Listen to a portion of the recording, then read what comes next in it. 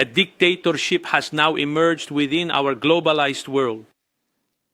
The order that was established after the Second World War to avoid a third conflict, it is being destroyed, and the philosophy of dispossession is proclaimed as the exceptional and supreme right of the United States of America to conquest, and the use of force as an immanent, natural, and everyday way of being. The executive order issued on January 29 by the President of the United States declares collective punishment against the Cuban people, and it intends to create a humanitarian catastrophe by means of an energy blockade.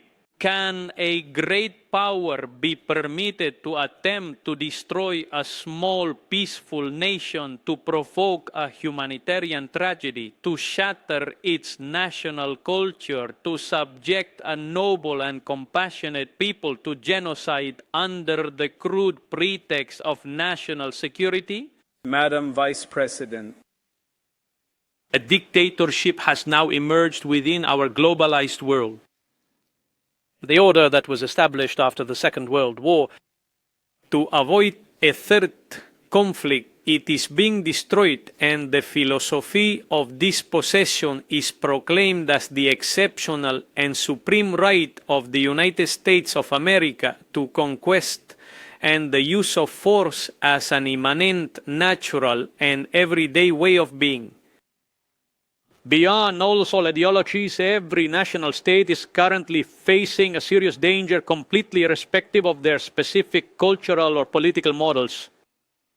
Venezuela, the world's largest hydrocarbon reserve, was cruelly and viciously attacked. What will happen to the critical mineral deposits and the rare earth elements? What about the water reserves, the Amazon, the deep seabed, the Arctic and Antarctica? Is it the occupation of supposedly strategic enclaves, the interoceanic passages, or the trade routes? The existence of weakness and the exploitation of opportunism are factors that invariably encourage conquest. What would the freedom of international trade and navigation truly entail? When confronted with the use of tariffs as an instrument of economic aggression and further complicated by the extraterritorial application of national laws, along with the asserted jurisdiction of United States judicial courts. The executive order issued on January 29 by the President of the United States declares collective punishment against the Cuban people, and it intends to create a humanitarian catastrophe by means of an energy blockade. Pose de l'Iranin. Can a great power be permitted to attempt to destroy a small, peaceful nation, to provoke a humanitarian tragedy, to shatter its national culture, to subject a noble and compassionate people to genocide under the crude pretext of national security? The Cuban people will defend with the utmost vigor and courage, united in close solidarity and with broad consensus, their inherent right to self-determination, their independence, their national sovereignty, their territorial integrity, and their constitutional order.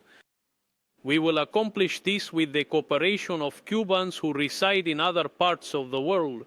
We will prevent a humanitarian crisis in Cuba, even though we ourselves will face deprivations and suffering. We are a conscious, well-educated, and courageous people, possessing highly skilled human resources and powerful universal systems for education, health, and science. We possess extensive arable lands, abundant water resources, significant mineral reserves, and robust infrastructure. We currently produce almost half of the crude oil that we ourselves consume. We also have considerable refining capacity and are making substantial and highly efficient investments in solar energy.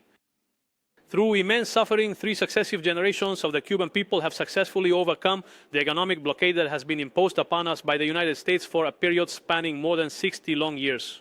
We have consistently stood in solidarity with all nations, particularly with the countries of the Global South. Even in dolnen worst case scenarios, we will persist. We will find creative and innovative solutions. In the face of all the challenges and difficulties, we will work to mitigate the humanitarian damage. We will stand together in solidarity. We will also be prepared to engage in a dialogue with the United States, which will be firmly based upon the principles of sovereign equality and international law, mutual respect and reciprocal benefit, without any preconditions or interference in our internal affairs, and which aims to achieve a truly civilized relationship. Despite our differences, we should even promote cooperation in all the areas where it is truly possible. Our commitment to the defense and the promotion of all human rights for all human beings is being strengthened. We will continue to defend the inalienable right of the Palestinian people and the fundamental integrity of all migrants. We deeply admire the people of Minnesota for their unwavering community resistance. We will firmly oppose all forms of double standards and political manipulation. On the centenary of the birth of the commander-in-chief of the Cuban Revolution, Fidel Castro Ruz, our determination to defend the nation is absolute, and the decision to safeguard a society focused on achieving the complete dignity of every human being and the broadest possible justice is absolutely irrevocable. Thank you very much. A ship reportedly carrying Russian fuel is on its way to Cuba, a move putting Donald Trump's sanctions to the test as the island nation faces a deepening energy crisis. According to a Bloomberg report, the ship Seahorse is set to arrive in early March, carrying much-needed fuel to Cuba. Cuba is facing the worst energy crisis, falling short of fuel critical for cooking, transportation, and power generation. The available electricity has plummeted since the beginning of the year, and satellite images found the level of power at night down by almost 50%, the report added. The vessel Seahorse received supplies in a ship-to-ship transfer off the coast of Cyprus and is likely carrying nearly 200,000 barrels of Russian gas oil. Gas oil refers to diesel-type fuels used in transportation and power generation. The Bloomberg report said that it was unclear whether the Seahorse will be able to break the American blockade, which has resulted in the seizure of 9 ships involved in the transport of sanctioned oil. The U.S. military's presence in the Caribbean has choked off much of Havana's oil supply. Pressure on Havana has been mounting since late last year, when the American forces seized a ship carrying Venezuelan crude to Cuba. After the capture of Venezuela's then-president, Nicolas Maduro, in January, the American administration swiftly ordered the interim government left behind to halt shipments of crude to Cuba. Trump also threatened tariffs on any nation that supplies Cuba with fuel, leading Mexico, a steady supplier, to cut off shipments as well. It is right now a failed nation, and they don't even have jet fuel to get for airplanes to take off. They're clogging up their runway. We're talking to Cuba right now, and Marco Rubio talking to Cuba right now, and they should absolutely make a deal because it's really a humanitarian threat. And we have a lot of great Cuban Americans, and they're going to be very happy when they're going to be able to go back and say hello to their relatives and do things that they should have been allowed to do for a long time. I'm very interested in the people that are here that were treated so badly by Castro and the Cuban authorities. They have been treated horribly. So we'll see how it all turns out. But Cuba and us, we are talking. In the meantime, there's an embargo. There's no oil, there's no money, there's no anything. If a deal isn't made, would you consider an operation like the one in Venezuela? I don't want to answer that. Why would I answer that if I was? It wouldn't be a very tough operation, as you can figure. But I don't think that'll be necessary. Cuba, which doesn't produce much oil, heavily depends on imports of fuels or crude to run its refineries.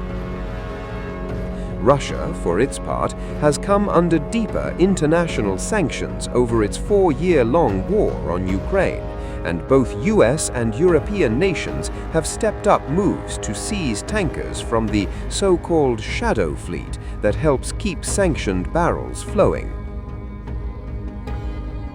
Russian President Vladimir Putin on Wednesday met Cuban Foreign Minister Bruno Rodriguez in Moscow and reaffirmed his support for the island nation. Esteemed Mr. Minister, we are well aware of just how incredibly challenging it has been for the Cuban people throughout all these years, indeed for all these decades, during every single decade of Cuba's independence, as they fought for their fundamental right to live by their own sovereign rules and to steadfastly protect their vital national interests. And now we find ourselves in a particularly sensitive period, marked by new sanctions. You are fully aware of our position regarding this. We absolutely cannot accept anything of this nature. And the position of our Ministry of Foreign Affairs has been articulated openly, clearly, and without any ambiguity. Regarding the bilateral relations between us, they are certainly developing, and developing on the whole in a very positive way. I would like to especially thank the Russian solidarity that was also expressed by Mr. President and by the Russian government, by its foreign minister, firmly and consistently, regarding the tightening of the blockade against Cuba, and more recently concerning the energy siege that causes suffering to our people and creates difficult situation for our economy.